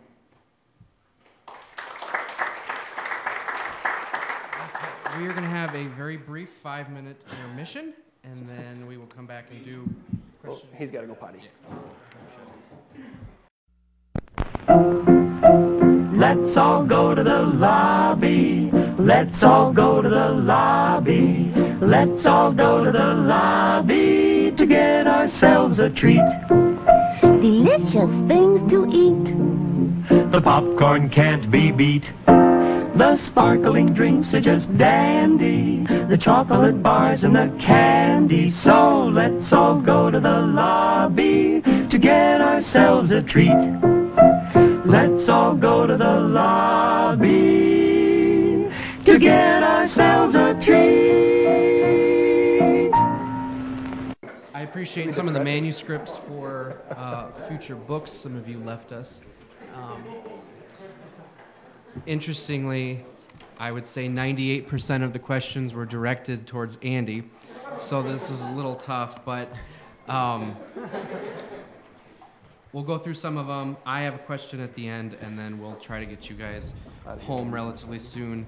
We're going to go a little bit over. I really appreciate you guys, your patience, your politeness to these guys, and letting them talk and duke it out. I will give the first question to Andy. You're welcome, by the way. Can you elaborate how gay marriage is legal if, for instance, Virginia will not recognize a civil marriage performed in Washington, D.C. between two individuals of the same sex, but will not if the two are opposite sex? Wait, one more time. It's getting late, and I have 5 kids. It's past my bedtime. I lost my thought after Andy. Can you elaborate how gay marriage is legal Okay, if, for instance, Virginia will not recognize a civil marriage performed in Washington, D.C. between two individuals of the same sex, but will not if the two are opposite sex? I'm having a hard time understanding the question. Is it how do we recognize same-sex marriage across state lines? like with Washington D.C. and Virginia, or the heterosexual thing threw me off. Do you know? Well, I think Andy's response to that would be that those just aren't marriages. Those aren't real marriages. Well, I mean that in a genuine way, but maybe. I guess I don't. Do you understand the question? I mean, if you can. They're talking about how you said that marriage was legal in all 50 states, gay marriage. Oh, yeah. Okay. If that's which is not the case when you have gay marriages not being recognized in other states. So. Well, no. I mean, what I meant when I said it's legal, it is legal. It's not illegal. You can go into any center of worship or anybody really that is willing to marry you. So you mean sacramental gay marriage is legal to Well, anybody? I mean, if a secularist wants to marry you as well, it's not going to be recognized by the state, but that doesn't mean that the actual institution of marriage is illegal. Okay. So it's not addressing civil marriage. I don't know that I necessarily understand a distinct difference between. I mean, I understand in principle the difference. Slide, please. Well, no. In actual practice, if somebody comes into the church, or I run into somebody actually anywhere from any religious stripe or secular, if they tell me they're married, I know exactly what they mean. The first thing I do not ask them is, do you mean civil or religious? Because marriage means something across the board in our cultural context. I would simply say that just because culturally they happen at the exact same time, 99% of the time, but that doesn't mean they're the same. But I guess next question. How do you practically? Okay. This one's for both of you. How should the state deal with intersex and/or transgendered individuals who desire to marry? How does your position deal with these people who do not fit the standard categories of male or female? Go ahead. I think that, I don't think sex is relevant in a marriage. I think that that only counts if you really care about traditional gender roles, which I think are harmful. So regardless of how one identifies when it comes to gender, how one identifies themselves, what gender one identifies themselves as I said, I'm defending that two people of any gender should be able to enter into a lifelong committed relationship that is encouraged by the state and their community in a very formalized way where there is a legal structure to help them join their lives and to separate them if the unfortunate case may be. Can I ask for clarification? I mean, like as far as sex, you're talking about gender, right? You're not talking about actual procreative act. That's what you meant. Because you said in marriage, sex doesn't matter. I don't think it does. Okay, but gender. Yeah, I wasn't saying I don't think so. Yeah. No, okay. Not semantics, just clarification. Yeah. I think I would handle it the exact same way. I mean, my position wouldn't change. I don't know how it would. If I might clarify the question. Yeah. I mean, I think how what the does question's asking. I mean, maybe you can clarify, and maybe this is just ignorance on my part, which I'll freely confess, but how would a transgender individual, I mean, I get it in actual practice and outlook, but how would that differ in orientation from someone who would identify as Well, so for gay? example, if there was a male who, so just to give a scenario, I think is what the questioner might be trying to get at, is if there was a biological male, and then he wanted to marry a biological male who identified as a female. So I would handle. So from their perspective, it's man and woman, right? From the way they identify them. Maybe that's what I don't know. Yeah, no. It might be better to go to another question. It might be. Yeah, it wouldn't change my position in the least. It would still be a homosexual marriage. All right, this one is for Justin, but obviously both can respond. If same-sex marriage is taken to the extreme and all choose same-sex marriage, society would come to an end. How is this good for society if they cannot reproduce? Can I answer that first? It's for you. So in this X Games marriage where we have extreme marriage, supposedly ESPN would want in on this. So how would it lead to the end of society? I think they mean that I think they're suggesting that if gay marriage is something that is endorsed so much so that everyone decided to be gay, that we wouldn't have a next generation. Is that seemingly the thing being suggested? That would be the end of civilization? Because I can't imagine any other interpretation of that question that would make sense of that conclusion. think So maybe that was an answer? I don't know. Maybe. I don't know what I can add to that. I mean, I think that I mean, I don't know. There's really nothing I can add to that. I mean, the only thing I would think that they are saying is that exposing the normativity of heterosexuality. Okay. You know, if you change the two, flip them around, then you have. Right. Yeah. Right. Okay. This one is for Andy. This is supposed Looks like to there's be. exclamation points on there. That's arrows. Oh, okay. Oh, okay. This is supposed to be a secular country built around separation of church and state. How can you bring religion, and a specific religion at that, into the argument? Well, I think that's a good question. I didn't bring it in actually until the last closing statement. I disagree with the fundamental premise of the question, though. And the fundamental understanding, some of the thought that lies behind the question is actually a little scary to me. I'll just be honest, right? We're all friends now. You guys have heckled me for a good long time. Just kidding, you've been nice. No, but I disagree fundamentally with the premise of the question. I think there are two great dangers when we look at this this great experiment that we call democracy, which is also a burden and a blessing, right? It is a burden and a blessing, and we have to figure out how to work together, right? For a bird to fly, there's a left wing and a right wing, and we have to figure out how to work together. The underlining, okay, there's two great dangers when we approach the idea of church and state, right? That which is religious and that which is secular across the board, every religious tribe, right? I identify as a Christian unabashedly and unapologetically, but I have to be able to get along with Muslims. I want to be able to get along with Muslims and Mormons and Baha'i and Jehovah's Witnesses and across the board. I think there's a fundamental danger of saying that religion must be compulsory, right? Everyone must adhere to this fundamental religion, regardless of what it is. Pick your stripe, right? Everyone must conform to that. We pray at these times. We give this much, and this much goes to support the church and not the state. I think that's driven by fear, and I think that is fanaticism.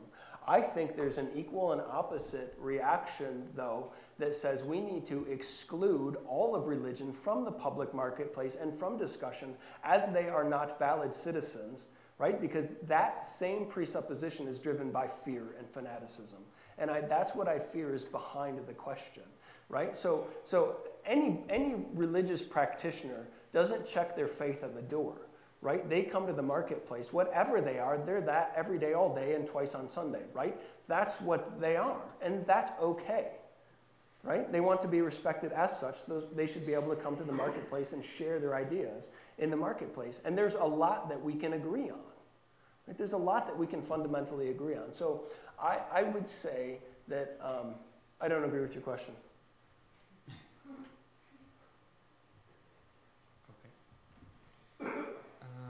This one is for. Give me a hard ball.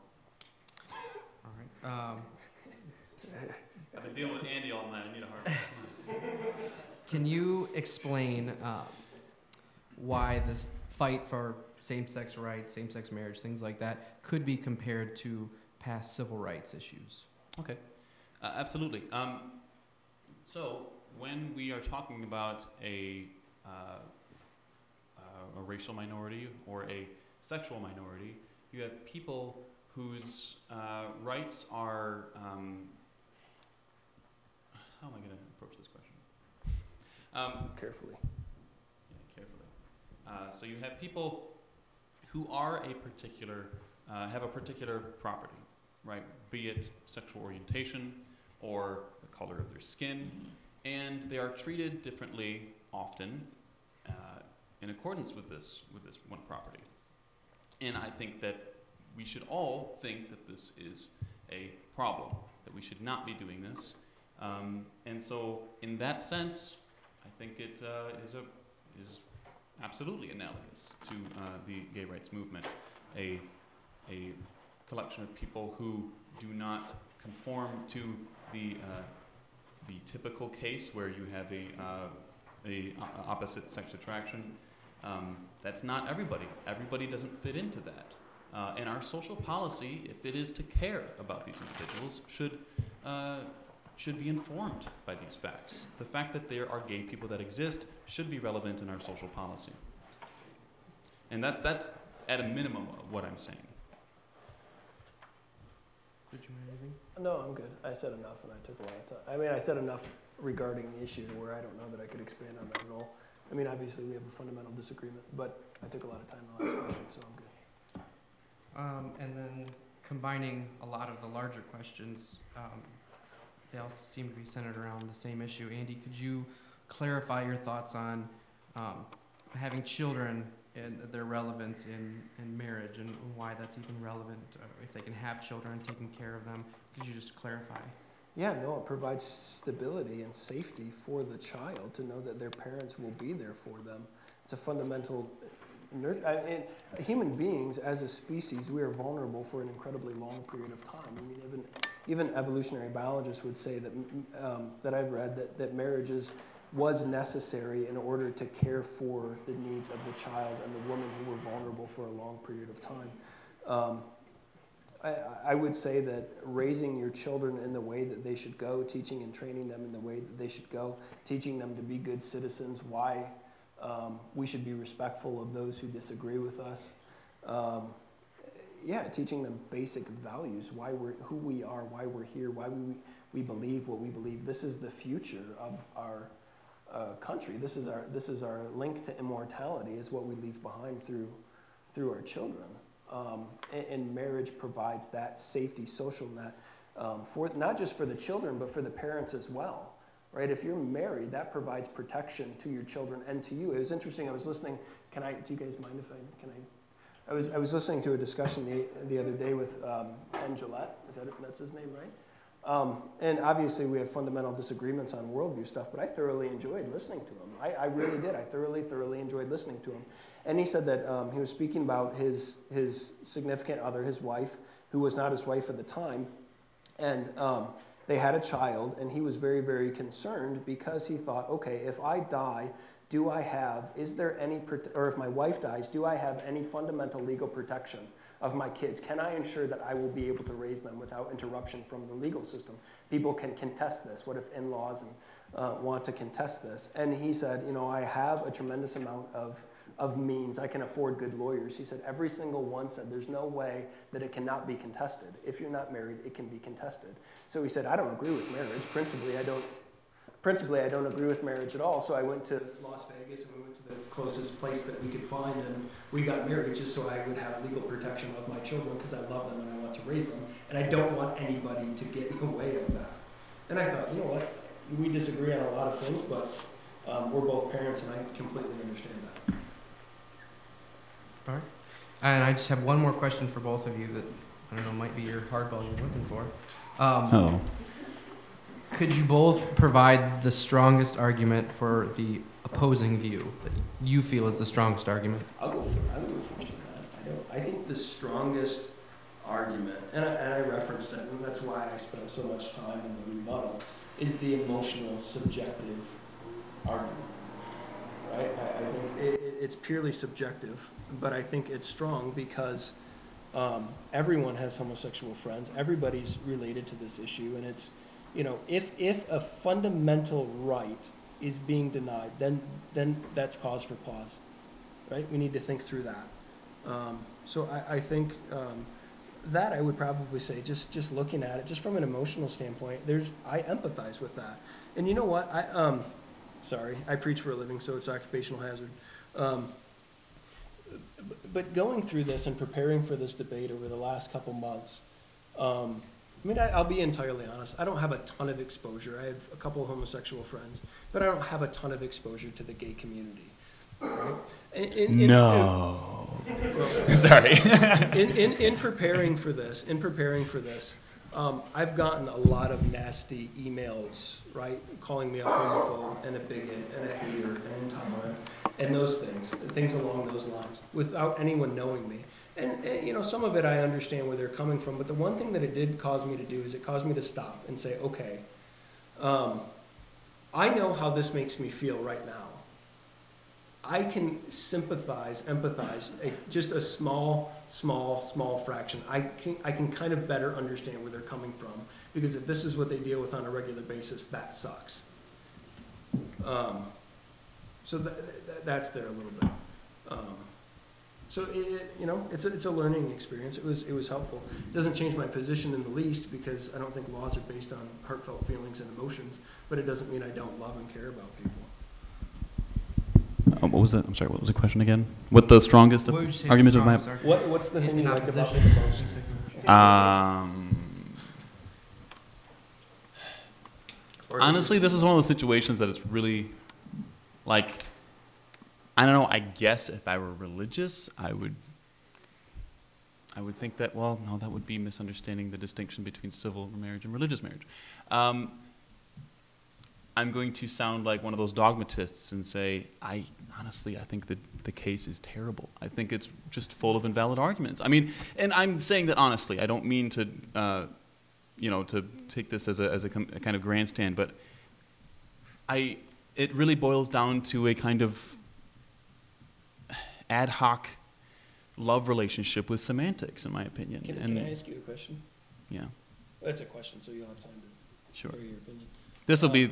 I'm after this. I'm done.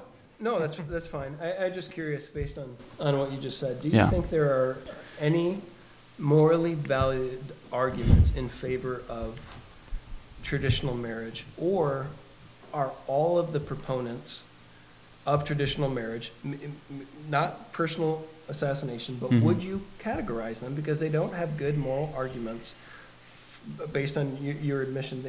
Would you say there's good moral arguments, or can they be reduced to a category of people that are just intolerant bigots? Well, okay, so I'm not against traditional marriage. That's not what I asked. Well, you said, are there good arguments for traditional marriage? Absolutely, I think there are, but I think those said, arguments equally apply. Do you think those people have good, valid reasons for making those arguments? I don't think so, no. And I don't think that this is necessarily a moral failing. I think it's a logical failing. So everyone that makes that argument as a severe logical failing, would they then People make bad arguments all the time. I don't think that means they're stupid or anything like that. I just think they haven't thought through the issues Would the enough. conclusion then, bigot, be justifiable? In some cases, absolutely. Not all. I think we're done. Okay. Please give these guys a round of applause.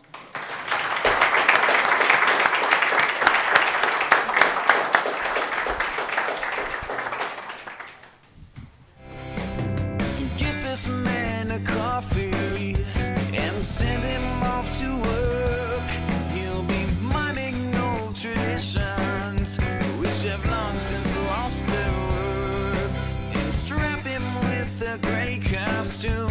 He's born again, but from a different woman. Leave him with a handbook on how to do his job and who to answer to.